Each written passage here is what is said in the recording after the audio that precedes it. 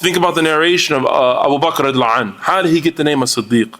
After the moon was split, after Isra wal Mi'raj, and Quraysh were like, we got him. Finally something that we can use to show the Prophet Muhammad ﷺ is not speaking the truth. They went and said, did you know your friend said he went from Mecca to Jerusalem in one night? Abu Bakr radiallahu anh says, I believe him. If he said it, I believe it. Because I believe him in things that are more unbelievable than this. So if he said it, I believe it. He didn't want to hear anything. You're not talking about my mans. Sallallahu alayhi wa sallam. For we need to make sure that how we think and we talk about our brothers and sisters and how we defend them is the same way.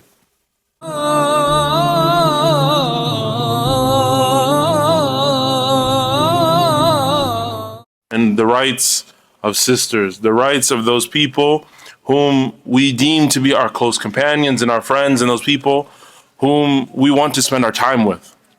It's a longer section, so I'm going to jump right into it. بإذن الله تعالى.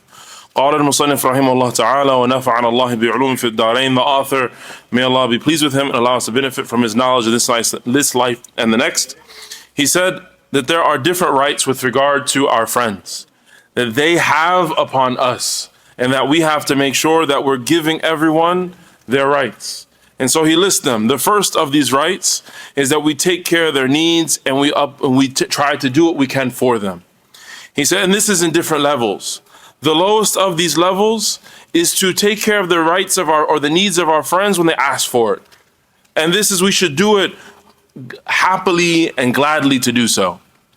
So the highest level or the lowest level of taking care of the rights of our friends is that when they ask us for something, we try to do it. And we try to do it not begrudgingly, not in a salty way, but we try to do it smiling and happy to take care of their needs. And the Prophet, we just have to remember the Prophet Muhammad ﷺ said, Sayyid al-Qawmi khadimuhum. The master of the people is the one whom serves them. And so thinking about when our friends, specifically, the Prophet ﷺ is talking about people in general, but specifically our friends, it should be an honor for us to be at their need. So what about our family? What about the people, for those of us in the room that are married, our spouses and our children? How do we reconcile their needs in the hierarchy of needs? When our family, our parents, our sisters, our fathers, our aunts and uncles, they have more of a right upon us than even our close friends. So how should we respond when they ask us for something? Remember, this is the lowest level. That when they ask, we do so, and we do it happily and smiling. The middle level is that we take care of their needs without them even asking. We're attuned to the needs of our brothers and sisters. We have a sense, a feeling that someone needs something. We try to take care of it. You see someone is looking like they're thirsty, they haven't drank in a while. You see someone who you've noticed they've rubbed their stomach a little bit, they're rubbing their face, maybe they need some coffee or some food. We think of in conversation they mention, well, I need this, or I've got this difficulty. If the bottom level is to do it when they ask, a higher level, which is the middle of the three, is to do it without them even asking. And the highest level of all of them is that we prefer them and their needs over our own personal needs. The highest level is that we prefer their needs over our needs, or we consider their needs as if they were our own personal individual needs. Again, we're talking about the people that we keep close, the people that we deem to be our friends, and how we interact with them and what we expect from them and what they should expect from us. The first right that Ibn Qudama mentioned is that this is how we should be. Again, lowest level is that we take care of their needs when they ask to the best of our ability, smiling and happy. The second level is that we do it without them asking. And the third level is that we consider their needs as if they were our needs.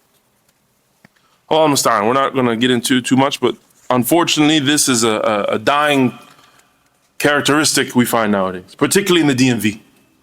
Particularly in the DMV, we're affected by the society that's around us. We're affected by the politics and the hustle and bustle and everyone striving to get to what they want. That this feeling of brotherhood and sisterhood, what we want for our brothers and our sisters, that we'll want for ourselves, almost seems like something that people have forgotten. Almost seems like we don't even understand what that feels like. Allahumma musta'an. May Allah subhanahu wa ta'ala make all of us good brothers and sisters that take care of each other's needs, and we treat each other's needs as if they were our own. Allahumma ameen. Ibn Qudama said that some of the Salaf, they used to take care of the needs of their brother and their children, their families, for 40 years after they died, to uphold that right. 40 years after they died, they would strive to take care of their brother's rights. SubhanAllah, it seems like as soon as we no longer can benefit from someone, they're dead to us. They're no longer taking care of the needs, or they're no longer feeling comfortable around us anymore. It's like they're dead to us. The second right is that with the right with regard to our tongue. Sometimes we're quiet and sometimes we're speaking. He says, as far as when we're supposed to be quiet, this is that we're quiet upon talking about their faults in their presence and in their absence. That the right of our brother is that the faults that they have, and our sisters, obviously Arabic comprises both, but the right of our brother and our sister is that we are quiet, we're silent, we're not speaking about their faults in their presence and in their absence. And we respond to them in a way that when they try to debate or to debate or just go back and forth about things, that we do it in a good way.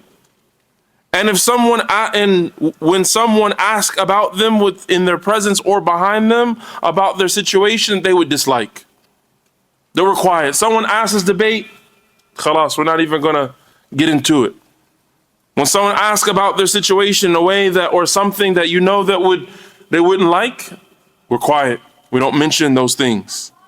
And also when we meet our brother, or our brother or sister is gonna go somewhere, and you know that potentially by asking them, hey, where are you going, could be offensive to them, or perhaps will bring about something they don't want others to know, then again, we're silent. We don't ask those things because we don't want them to now feel muhraj, them to feel like they're inconvenienced or in a bad situation. And we try to, and Ibn Qudama mentions that we uphold their secrets. We uphold the things about them even after we've cut off those relationships. You're no longer friends. You're no longer close.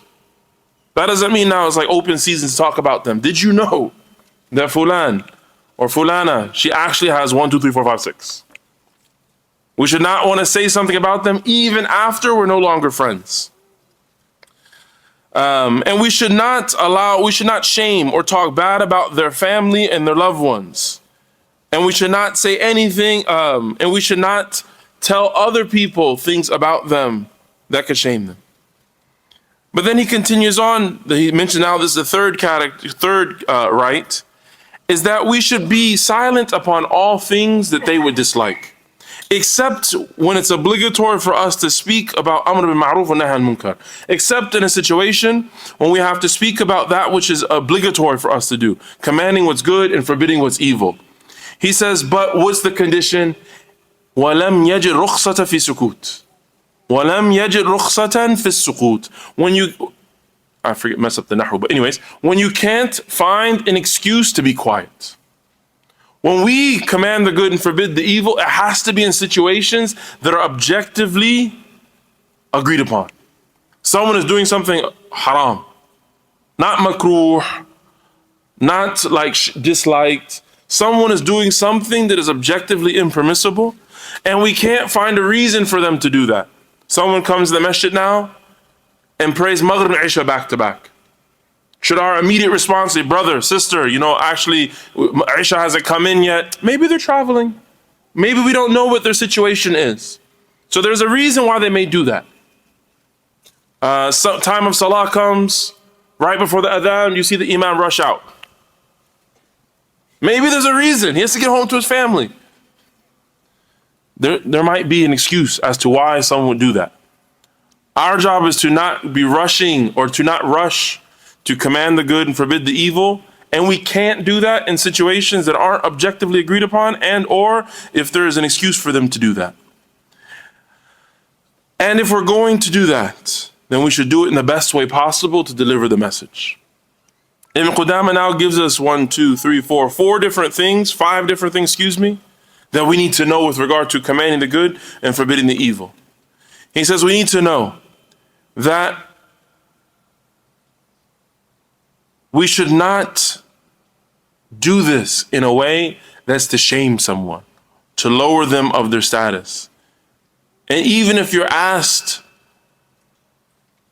we need to make excuses for our brothers and sisters. And then Ibn Mubarak, he said, Al-mu'min yatlub al-ma'adhir wal-munafiq yatlub al-zallat. That the believer searches for excuses and the hypocrite searches for mistakes. The believer searches for excuses. We become creative in the excuses that we try to find for our brothers and sisters.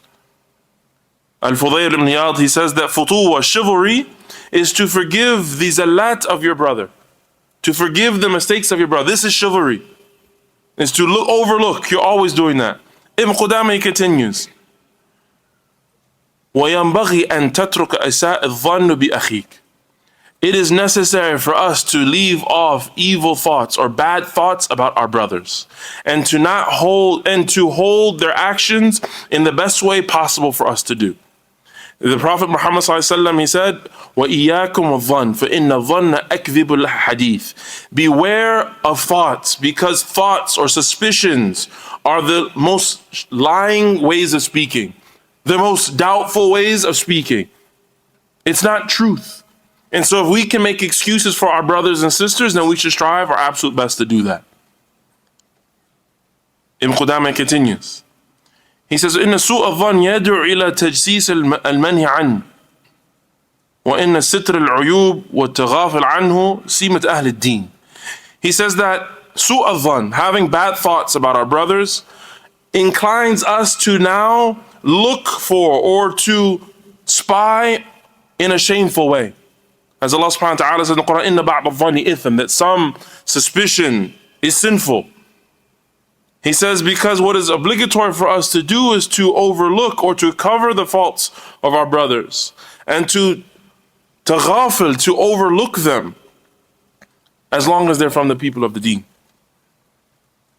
He continues that our iman is not complete. The iman, the faith of a believer, is not complete until they love for their brother that which they love for themselves. And the lowest level of brotherhood or sisterhood is to deal with our brother in a way that we love for someone to deal with us. He says, no doubt that we want our brothers, we wait for our brothers and sisters to cover up our private matters and to cover up our mistakes. So, and if we were to see from them that they were to do something opposite to that, they were exposing our mistakes, they were exposing our things that we don't like, then it would be heavy on us. It would be difficult for us. He says, and if that's the case, then how can we expect something from our brothers that which we don't do ourselves?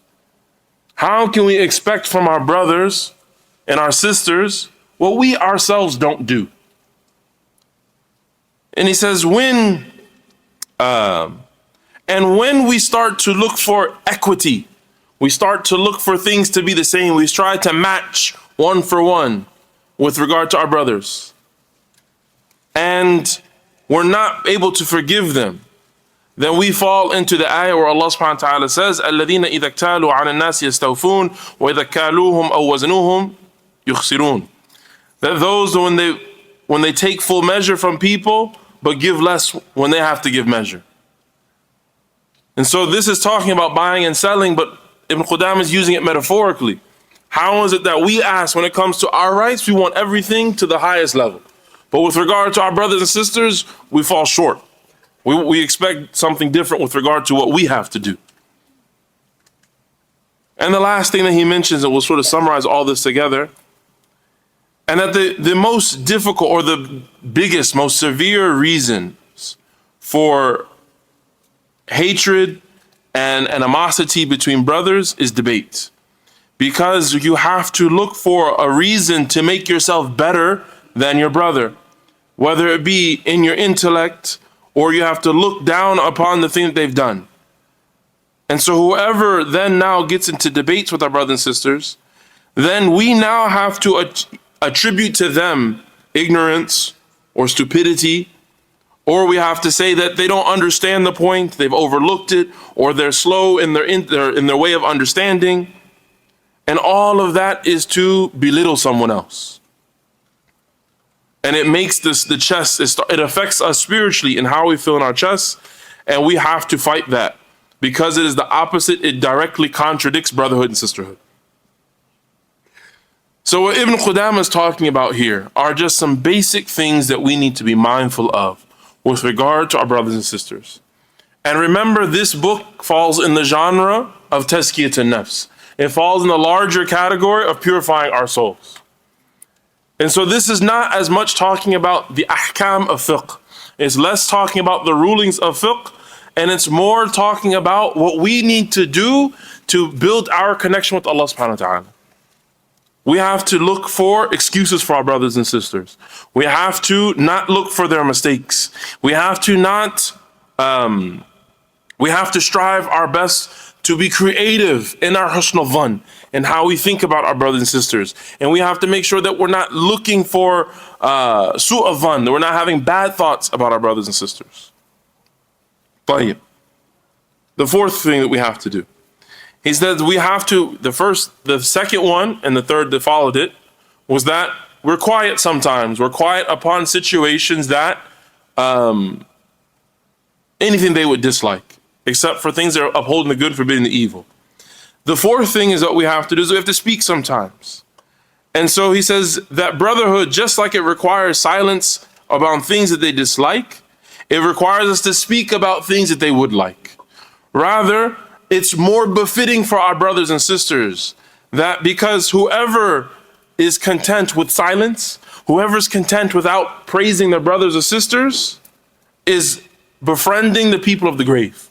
Because it's only people of the grave who don't speak. He says, so we need to, with regard to our friends, need to tell them if we've been, the only reason why we have friends is to benefit from them. And if that's the case, then us being quiet is to remove benefit, not to bring benefit. So what we need to do is we need to tell them, we need to speak to them in affectionate ways. We need to tell them when we miss them. We need to ask about them in their situation. We need to show them that our heart is moving for them. And we should strive our best to make them happy and with things that make them happy. Our responsibility as brothers and sisters is to make it so that the relationship that we have together, how we feel about each other, is only a relationship of affection, only a relationship of love for the sake of Allah subhanahu wa ta'ala. And this is something also that we've left off, whether because of our reckless homophobia, or it has to do with I don't know what it is, but it almost has become taboo to be like, yo bro, I love you, I appreciate you. Yo, I appreciate you what you just did. Y'all snickering, see? We have to tell our brothers and sisters when we appreciate them. Mention to them things that we like about them.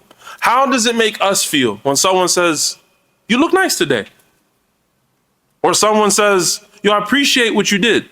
Or, man, what you did to the other brother, I recognize it. It was really nice, etc., etc. Can we not do that amongst our brothers and our sisters? Now, obviously, gender segregated brothers, you don't have to praise all the sisters. I know y'all some savages. It's not your job. Stay over here. But even amongst each other, I think that's something we should do. Wallahu a'lam.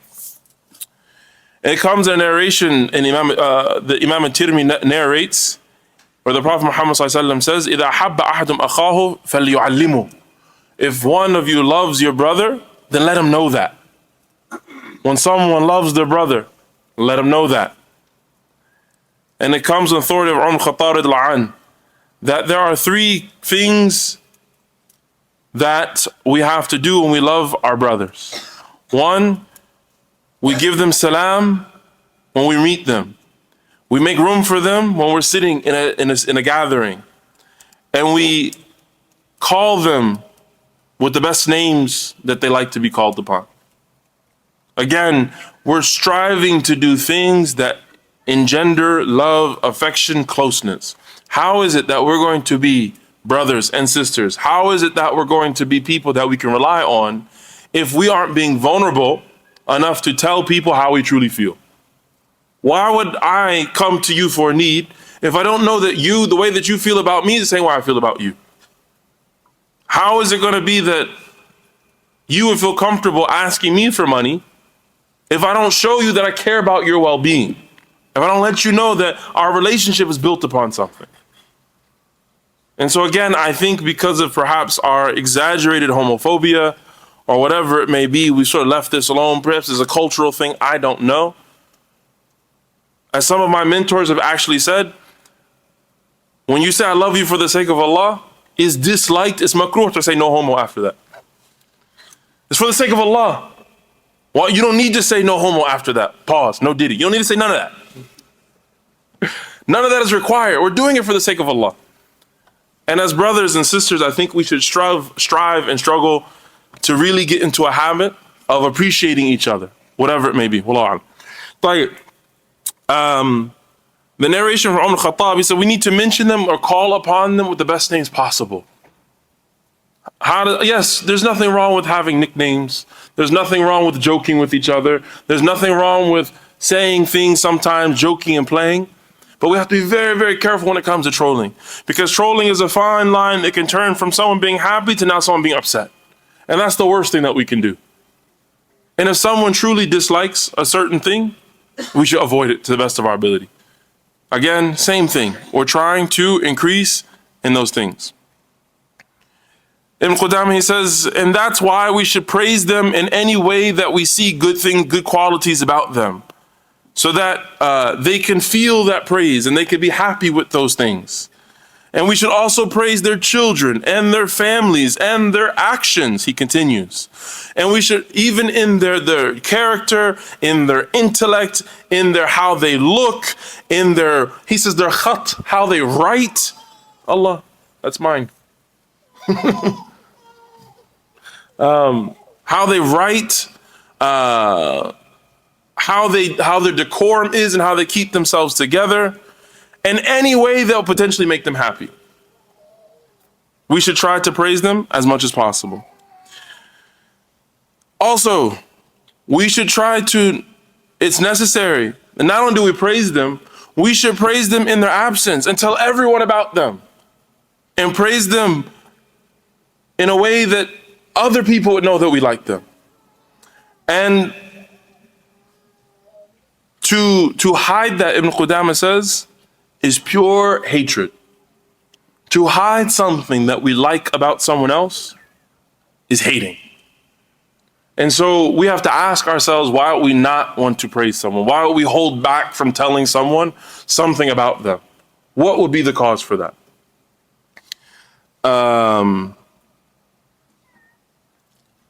He continues, also, we should thank them for the things that they've done for us and our sake.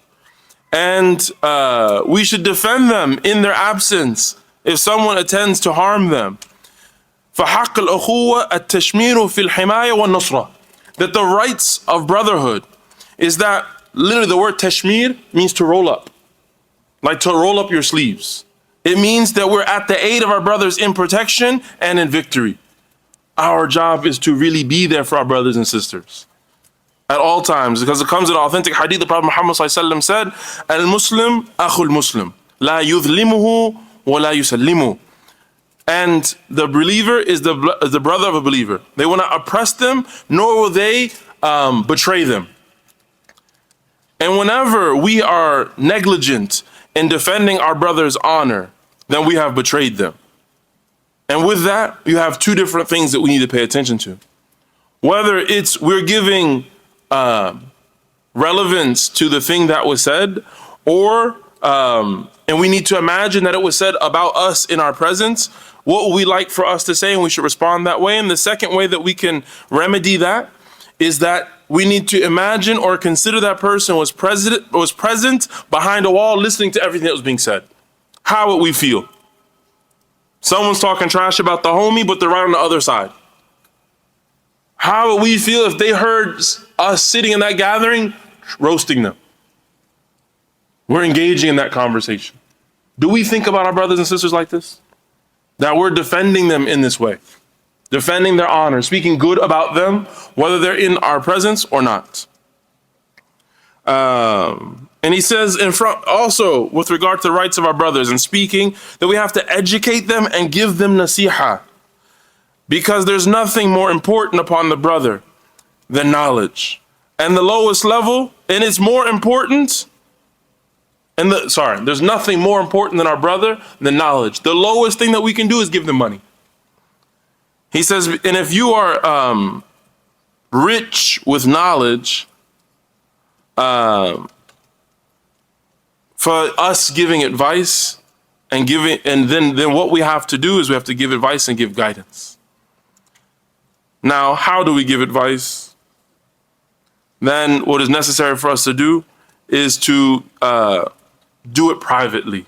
When we give advice, we should do it privately.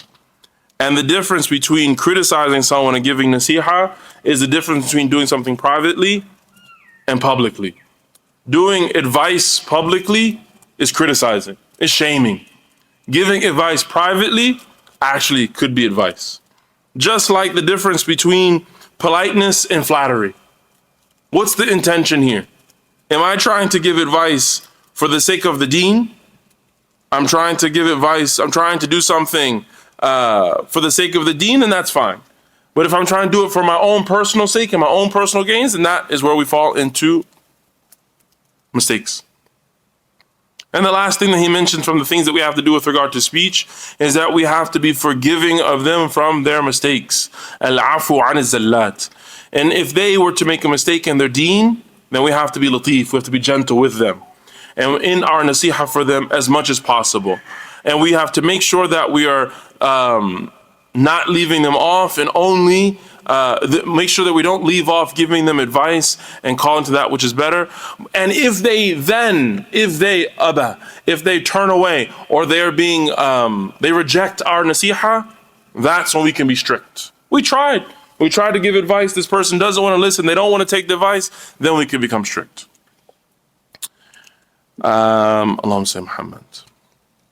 The fifth right, that we make dua for our brother and sister in their life and after their death, with every way that we make dua for ourselves. Because it comes in a hadith in Sahih Muslim on the authority of Abu Darda, the Prophet Muhammad said, the dua of the believer in their absence is accepted. عند رأسه الملك موكل كلما دعا لأخيه بخير قال الملك الموكل به آمين ولك مثله. He says the dua for our brother in their absence is accepted. There is an angel at the present. Every time that we make dua for them for something good, the angel says Ameen, and the same for you. So we should make dua for our brothers and sisters in their absence. And it doesn't take from our own dua, we get the same thing. You have an angel now saying Ameen, and same for you. And then he mentions that Abu Darda radiallahu anhu used to make dua for his brothers, and he used to make a lot of dua for his brothers by their name. And then Imam Ahmad ibn Hanbal used to make dua in the late part of the night for 6 different people. They would constantly make dua for people. As far as dua after they have died, then Amr ibn Harith, he says that when a servant makes dua for his brother after they've died, then the angel comes to their grave and says, "O person of this grave, I have a gift for you from your brother who loved you, your blood brother, or who has been thinking about you." So one of the companions said, it's not just in life, even after death. So how often do we make dua for people? My mentors advised me that even people we're having a problem with, that's who we should especially make dua for. That's when we really need to make, not dua against, dua for them. Perhaps we have been oppressed, we have been wronged, and that by us making dua will be a reason for them to change their hearts, to rectify their behavior, for them to do what is right. But more importantly, how much effort does it require from us to make dua for someone, particularly someone we're salty with? That requires work. That's not easy. And there's a spiritual process that we need to go through, an emotional process that we need to cleanse our own chests, because we don't want to hold or have negative thoughts for our brothers and sisters. So we should strive to the best of our ability to make dua for them, those that we love and those that we don't. The sixth thing, the sixth right. We have to be loyal and be sincere. Again, another deeply neglected right upon brothers and sisters. We have to be loyal and sincere.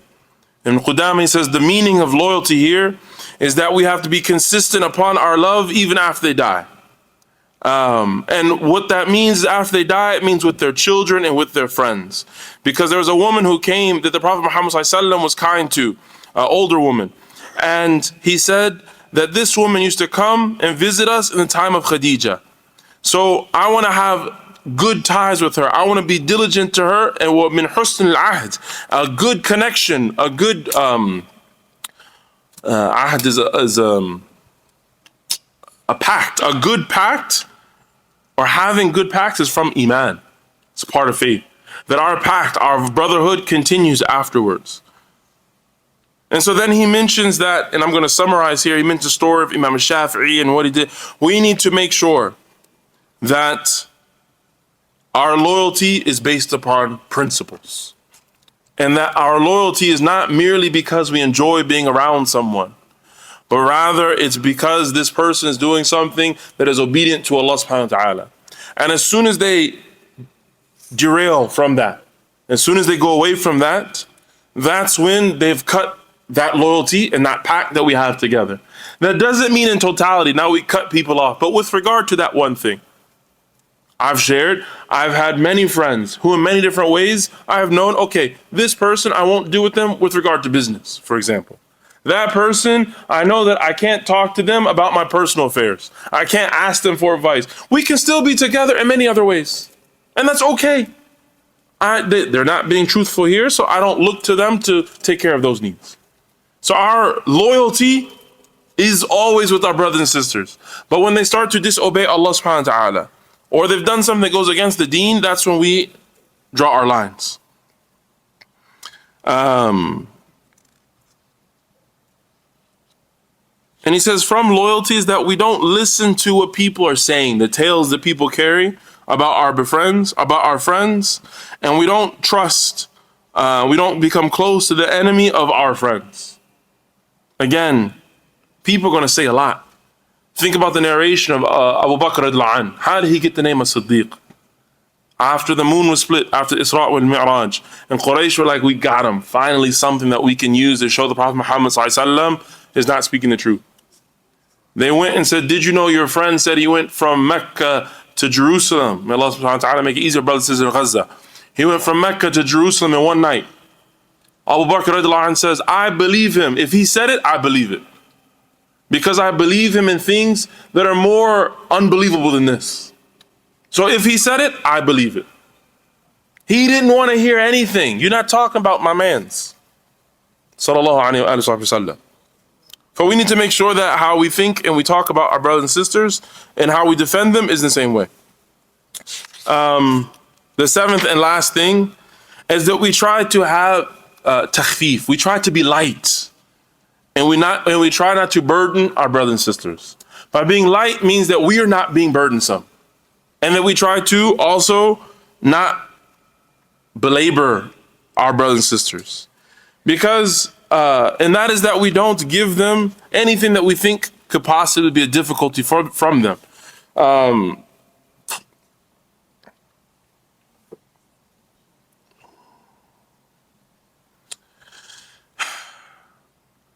And that is that we don't depend on them we don't depend on them for their status or their money, and we don't ولا يكلف بتفقد لأحواله والقيام بحقه وتواضع به. And we should make sure that we are not being heavy with them and how much we miss them in or what we have missed from their states and their standing upon their rights and their humility.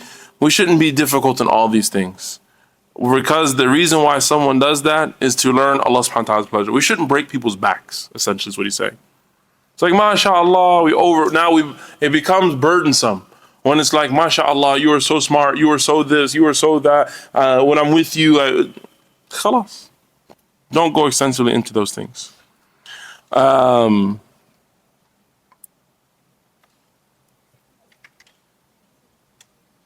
طيب, we'll stop there, inshallah ta'ala. But I think we just need to recap slowly and quickly, rather. There are rights that we have upon our brothers and sisters that we really need to pay attention to. And we need to ask ourselves, first and foremost, not ask our brothers, ask ourselves, are we upholding the rights of our brothers and sisters? It's very easy to point the finger, but do we hold ourselves to the same standard? The first is that we try to take care of their needs. The lowest level is when they ask. The middle level is without them asking. The highest level, their needs become like ours. The second thing is that we're quiet upon anything that could potentially harm them. The third thing is that we command what's good and forbidden what's evil in situations that there's no excuse otherwise. The fourth thing is that we praise them. We tell them how much we love them. We speak about them in good ways. Allahumma salli Muhammad. Where's the fifth one? The fifth one is that we make dua for them while they're alive and after they pass. The sixth one is that we are loyal to them and we're sincere in our relationship with them. And the seventh one is that we try not to burden our brothers and sisters with things that will make it difficult for them. Anything I said was correct is from Allah and Allah alone. Anything incorrect and from myself and the shaitan. I don't know, do we do a Slido this week? No. All right. So if anyone has questions, please feel free to, yeah.